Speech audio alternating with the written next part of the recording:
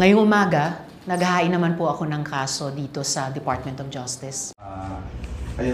Kaso po, isa laban kay Michael Maurilio at yung isa namang kaso laban sa 6 na vloggers. Sinusubukan nilang ibaon ang mga totoong kwento ng mga taong ito at ng mga taong tumutulong sa kanila.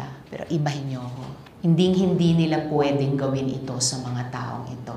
Maaring magdagdag pa kami ng mga isasama sa kaso. Byron Cristobal, alias Banatbay, Crizette Chu, si Jay Sonza, Alex Distor, alias Tio Moreno, si Jeffrey K. Eric Celis, at si Attorney Ferdinand Topacio.